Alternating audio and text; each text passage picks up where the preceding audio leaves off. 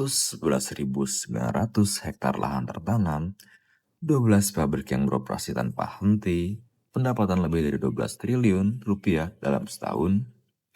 Ini bukan angka yang dibuat-buat.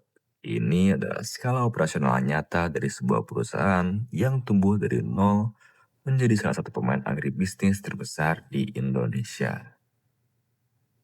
Tapi di balik skala yang mengesankan itu, ada pertanyaan yang jauh lebih mendesak. Pertanyaan yang menentukan apakah perusahaan ini bisa terus tumbuh atau justru tertinggal. Apakah sistem teknologi yang menopang operasi sebesar ini sudah benar-benar siap menghadapi tantangan berikutnya? Regulasi deforestasi dari Eropa yang bisa mencabut akses pasar secara instan. Anomali iklim yang menekan produktivitas panen, serangan siber yang semakin canggih, dan tuntutan transparansi ESG yang tidak bisa lagi diselesaikan dengan spreadsheet manual. Pertanyaannya bukan lagi soal mau atau tidak mau berubah. Pertanyaannya adalah seberapa siap. Saya Muhammad Hilman Hayy Mustaqim. Dalam video ini kita akan menelusuri bersama secara mendalam dan jujur kondisi teknologi informasi DSN Group, celah yang ada dan strategi konkret untuk menutupnya. Dharma Sakti Nusantara Group atau kedepannya akan saya sebut dengan DSNG bukan sebuah perusahaan biasa.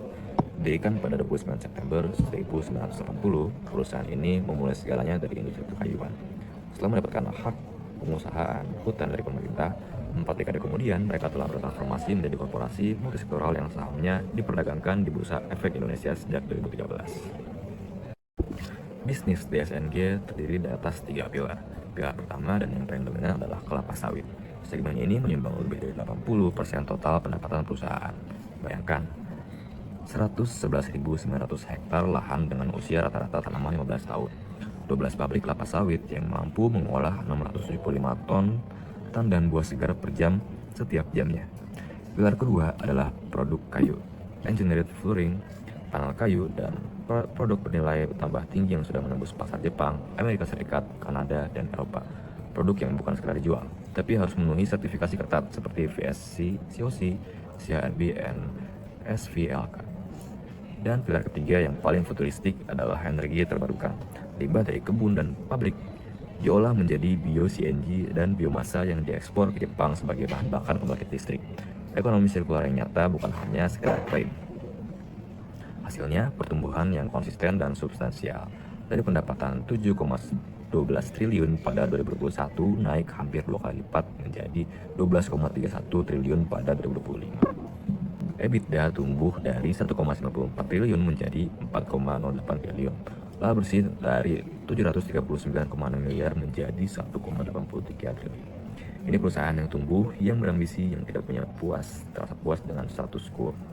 Dan itulah yang membuat pertanyaan soal kesiapan teknologinya menjadi jauh lebih penting untuk dijawab. Harus diakui bahwasannya DSN Group sudah jauh lebih maju secara teknologi dibandingkan rata-rata perusahaan agribisnis seusianya.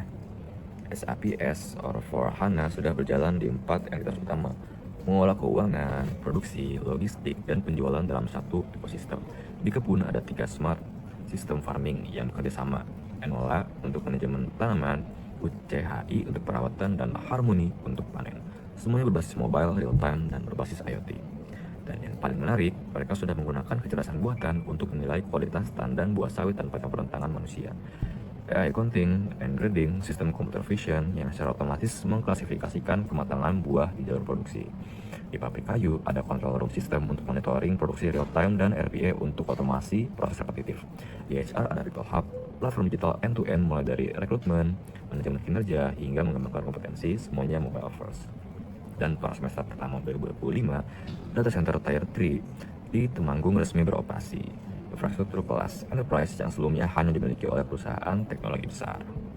Tapi kalau kita audit secara mendalam menggunakan kerangka Frisco 6 dimensi evaluasi sistem informasi, gambarnya sedikit berbeda.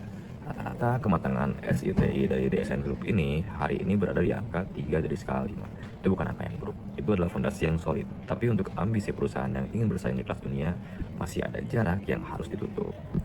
Dari 6 dimensi yang dievaluasi, satu dimensi mencatat skor rendah dengan gap paling mengkhawatirkan.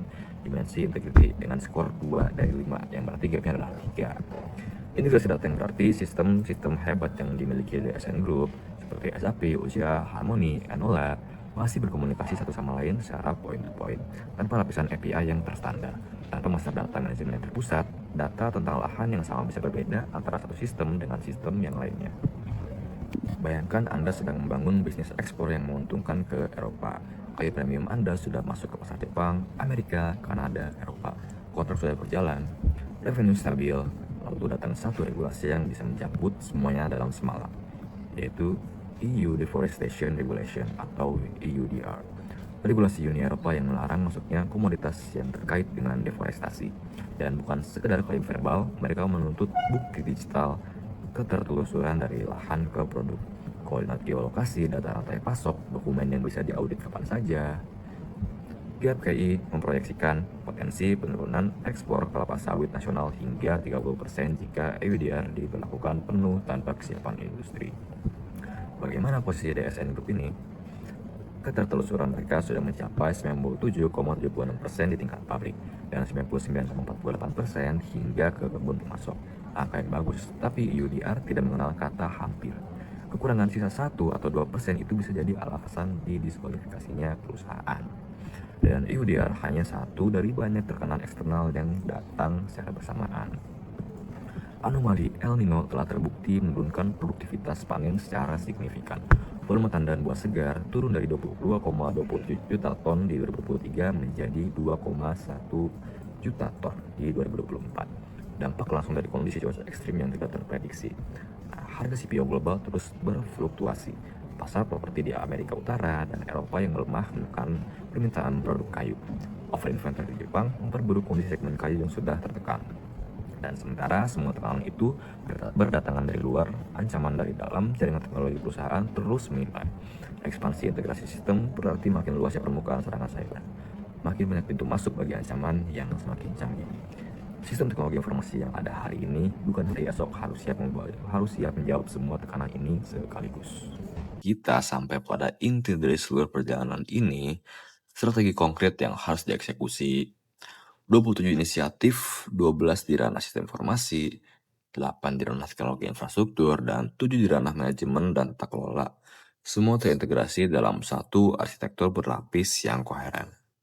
Bayangkan, arsitektur ini seperti sebuah gedung.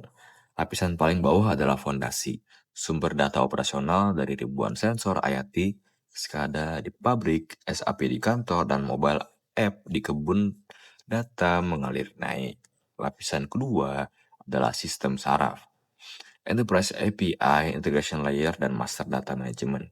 Disinilah semua data dari berbagai sistem diseragamkan, dibersihkan, dan disinkronkan. Inilah lapisan yang paling mendesak untuk dibangun. Lapisan ketiga adalah otak, Enterprise Big Data Platform, dan AI LLM. Di sini data yang sudah bersih diolah menjadi wawasan prediktif. Kapan penumpukan optimal, bagaimana tren harga CPO bergerak, mana kebun yang berisiko penurunan produktivitas. Lapisan keempat adalah wajah, dashboard, CRM, portal B2B, mobile apps. Disinilah insight yang sudah diolah disajikan pada manajemen, tim lapangan, dan pelanggan dalam format yang bisa langsung ditindaklanjuti.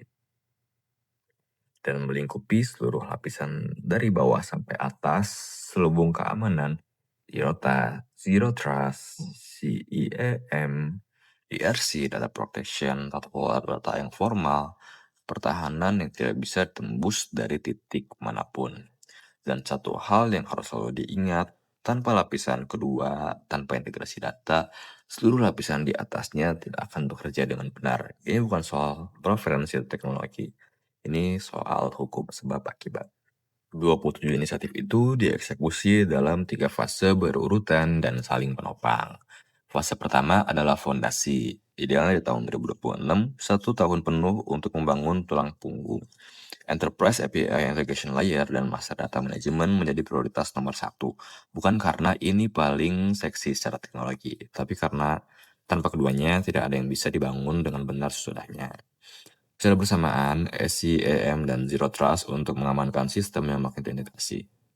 Penguatan Disaster Recovery Center hingga beroperasi penuh dengan pengujian otomatis triwulan dan monitoring 24 jam. Pembentukan Center of Excellence Big Data dan AI sebagai unit yang akan mengawal seluruh transformasi analitik. serta penyelesaian rollout SAP S/4HANA ke entitas yang belum tercakup.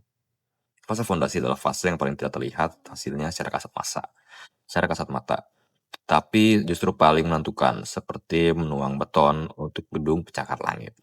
Tidak ada yang bisa dilihat, tapi tanpa ini tidak ada yang bisa berdiri. Fase kedua adalah konstruksi pada tahun 2027 sampai 2028. Di sini analitik dan kepatuhan mulai dihidupkan. Enterprise Big Data Platform mulai dibangun di atas fondasi integrasi yang sudah matang. AI LLM beroperasional mulai diintegrasikan ke dalam alur kerja, membantu tim agronomis menganalisis data ribuan hektar kebun, membantu tim logistik mengoptimalkan rute pengiriman, membantu manajemen menavigasi keputusan strategis dengan data prediktif. ESG dan EUDR Traceability Platform resmi diluncurkan, menutup celah ketelusuran ke 100% dan mengotomasi pelaporan ESG yang sebelumnya dikerjakan secara manual. Financial Intelligence Dashboard memberikan visibilitas real-time terhadap EBITDA, biaya operasional, dan forecast harga komoditas langsung ke layar direksi. CRM Explorer mulai mengolah hubungan dengan pembeli premium di Jepang, Eropa, dan Amerika secara terstruktur. Dan sertifikasi ISO 27001 ditargetkan dimulai, membuktikan bahwa kerangka keamanan informasi DSN Group sudah memenuhi standar internasional. Fase ketiga adalah optimasi. Timeline-nya 2029 hingga 2030. Di sini DSNG bukan lagi mengejar standar industri, mereka sudah menetapkan standar itu sendiri. Predictive Agronomy Analytics berbasis machine learning membantu setiap agronomis di lapangan mendapatkan rekomendasi pemupukan yang presisi berdasarkan data tanah, cuaca, dan riwayat produksi. Digital Twin PKS memungkinkan simulasi operasional pabrik secara virtual, menguji perubahan proses tanpa risiko nyata. Mari kita kembali ke pertanyaan yang membuka video ini. Apakah sistem teknologi informasi DSN Group sudah siap menghadapi tantangan berikutnya? Jawabannya ada 3 lapisan. Pertama, fondasi sudah ada. SAP, S/4HANA, Smart Farming, Data Center Tier 3, Counting and Grading AI itu bukan titik nol. DSN Group sudah selangkah lebih maju dari kebanyakan perusahaan agribisnis seusianya. Skor free skor rata-rata 3 dari 5 adalah bukti fondasi yang solid. Kedua, ada celah yang tidak bisa dibiarkan, yaitu integritas data dengan skor hanya 2 dari 5 adalah kerentanan struktural yang paling mendesak. Ketertelusuran UDR yang belum mencapai 100% adalah risiko bisnis yang eksistensial. Keamanan cyber yang belum mencakup Zero Trust dan SIEM adalah lubang yang paling berbahaya seiring luasnya integrasi sistem. Ketiga, ada peta jalan yang jelas. Fondasi 2026, konstruksi 2027 sampai 2028, optimasi 2029-2030, 20 inisiatif dalam Future Application Portfolio, 27 strategi SCTI dan manajemen, 10 rencana mitigasi resiko, dan seperangkat ya yang terukur, bukan visi yang kabur, tapi cetak biru yang bisa dieksekusi. Transformasi digital DSN Group pada akhirnya bukan tentang seberapa canggih teknologi yang dibeli, tapi tentang bagaimana membangun fondasi data yang bersih, arsitektur yang terintegrasi, keamanan yang tidak bisa ditembus, dan yang paling penting manusia-manusia yang benar-benar menguasai teknologi itu. Dari sekedar sistem of record, sistem yang mencatat, menuju sistem of intelligence, sistem yang berpikir, merekomendasikan, mengantisipasi. Itulah Sustainable Operation Excellence yang sesungguhnya. Terima kasih.